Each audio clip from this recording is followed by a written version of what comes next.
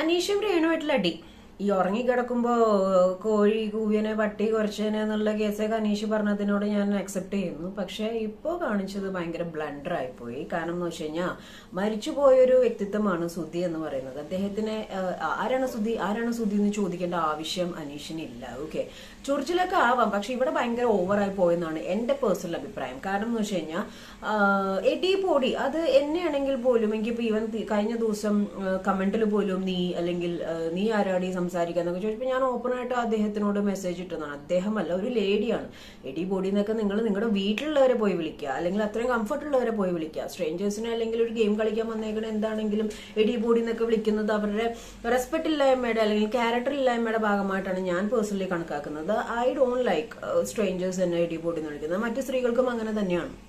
ഇവിടെ ഇവര് തമ്മിലുള്ള വഴക്കുണ്ടായി. എടി ബോഡി എന്ന് വിളിക്കരുതെന്ന് രേണു പറഞ്ഞത് ലോജിക്ക് തന്നെയാണ്. ഓക്കെ, അപ്പം രേണു ശരിക്കും അടിക്കാൻ കയ്യോങ്ങിയതാണ്. രേണു ദേഷ്യം വന്നാൽ ഭയങ്കര ഹൈപ്പറാണ്.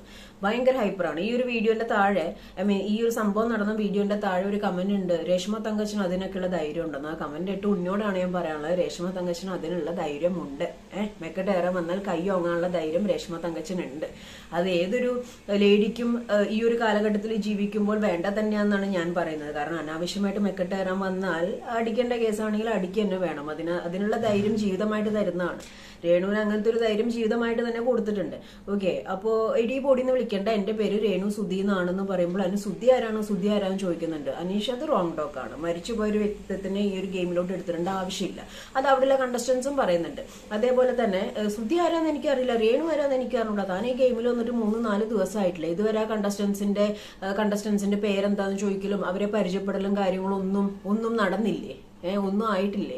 അത് റോങ് ടോക്ക് ആണ്. ഇതും ലാലേട്ടൻ ചോദിക്കണം തന്നെയാണ് ഞാൻ പറയുന്നത്. സുധി എന്ന് പറയുന്ന ഒരാളെ അവിടെ എടുത്തിടേണ്ട ആവശ്യമില്ല. മരിച്ചുപോയ ഒരാളെ എടുത്തിടേണ്ട ആവശ്യമില്ല. അത് സത്യസന്ധമായിട്ടുള്ള കാര്യമാണ്. ഇപ്പോൾ വിധവാ കാർഡ് ഇറക്കി വിധവകൾക്ക് വേണ്ടി സംസാരിച്ചു എന്നൊക്കെ പറയുന്നത് വേണ്ട, അങ്ങനെ സംസാരിക്കുന്ന ആവശ്യം. മരിച്ചുപോയ ആരാണ് സുധി? ഇത്രയും ഇത്രയും ഒരു ഫ്ലവേഴ്സിലേക്ക് ഇത്രയും നല്ലൊരു അനുഗ്രഹീത കലാകാരനെ ആരാണ് സുധി എന്ന് ചോദിച്ചത് അനീഷ് റോങ് ടോക്ക് ആണ്. അതിന് നല്ല രീതിയിൽ ലൈക്ക് വോട്ട് റിലേറ്റഡ് ആണെങ്കിലും എന്താണെങ്കിലും അനീഷിന് വിഷയം ഉണ്ടാവും എന്നുള്ള കാര്യത്തിൽ നോ ഡൗട്ട്. കാരണം വന്ന കണ്ടസ്റ്റൻസിന് അങ്ങോട്ടും ഇങ്ങോട്ടും പരിചയപ്പെടുക, പേരും ഒന്നും അറിയാതെ വലിയ തഗ്ഗായിട്ട് അങ്ങോട്ടും ഇങ്ങോട്ടും സംസാരിക്കുന്നത് ലിറ്ററലി രേണു ഭയങ്കരമായിട്ട് ചൂടായി. കാരണം എന്ന് വെച്ചാൽ എനിക്ക് പേടി ഇപ്പൊ എന്താന്ന് വെച്ച് കഴിഞ്ഞാൽ ശരിയാണ്, ആൾ അവിടെ എവിടെയൊന്നും കാണുന്നില്ല, പക്ഷെ ആളുടെ അടുത്തേക്ക് വരുന്നതിന് ആൾ റിയാക്ട് ചെയ്യുന്നുണ്ട്. ഫിസിക്കൽ അസോൾട്ട് എടുത്ത് പുറത്തോട്ട് ഇടുന്ന ഒരു വകുപ്പാണ്. അപ്പൊ രേണു അടിച്ചിട്ട് ഇനി ഇറങ്ങി പോരുമോ എന്നുള്ളൊരു ഡൗട്ടാണ്. കാരണം എന്ന് വെച്ചാൽ അത്രയും ചൊറിയുന്നുണ്ട് അനീഷിന്റെ ചൊറിച്ചിലൊക്കെ കുറച്ചു പേരൊക്കെ ഇത്രയും കാലം അല്ലെങ്കിൽ കൊള്ളാം, നല്ലൊരു ചൊറിയാൻ അതിൻ്റെ ഉള്ളിൽ നല്ലതാന്നൊക്കെ പറഞ്ഞിരുന്നുണ്ടെങ്കിലും ലെവല് ക്രോസ് ചെയ്ത് സുധിച്ചേട്ടന്റെയും അല്ലെങ്കിൽ ഈ രേണുവിന്റെ ഇതില് വന്നു. അല്ലെങ്കിൽ ആ ഒരു ആരാണ് സുധി എന്നൊക്കെ ചോദിച്ചത് വളരെ മോശമാണ്. അതിന് ഞാൻ പേഴ്സണലി എന്റെ അഭിപ്രായത്തിൽ അനീഷ് മാപ്പ് പറയണം തന്നെയാണ് എന്റെ ഒരു പെർസെപ്ഷൻ. കാരണം അങ്ങനെ ഒരു സംസാരം അവിടെ സംസാരിക്കേണ്ട ആവശ്യമില്ല. എടി ബോർഡിന്ന് വിളിക്കേണ്ട ആവശ്യമില്ല. എടി എന്ന് പർപ്പസ്ഫുള്ളി വിളിക്കുമ്പോൾ പുറത്താണെങ്കിൽ നമ്മൾ പെട്ടെന്ന് റിയാക്ട് ചെയ്ത് പോകും, പൊന്തിപ്പോവും. കാരണം അത്രയും ഒരു ഇറിറ്റേറ്റിംഗ് ലെവലാണ്. ഓക്കെ, ചിലവർ കാമായിട്ട് പോവുകയായിരിക്കും, പക്ഷെ രേണു ഒന്നും അങ്ങനെ കാമായിട്ട് പോകുന്ന കൂട്ടത്തിലല്ല. ഇഷ്ടമല്ല അങ്ങനെ ഒരു എടി പൊടി. എന്തിനാണ് അങ്ങനെ എടി പൊടി എന്ന് വിളിക്കുന്നത്? പേര് വിളിച്ചാൽ പോരെ. എനിക്കറിയില്ല ഇവർ ആരാന്ന് അറിയില്ല എന്നൊക്കെ പറയാൻ 3-4 ദിവസം ഏതാണ് എൻ്റെ ഉള്ളിൽ ആസ് എ ക്യാപ്റ്റൻ തനിക്ക് പേരറിയത്തില്ലേ? സുധിച്ചേട്ടൻ ആരെയും സുധി എന്ന് പറയുന്ന വ്യക്തിത്വം ആരാന്ന് അറിയത്തില്ല. താനപ്പൊ ഈ ലോകത്തൊന്നല്ലേ ജീവിക്കുന്നേ?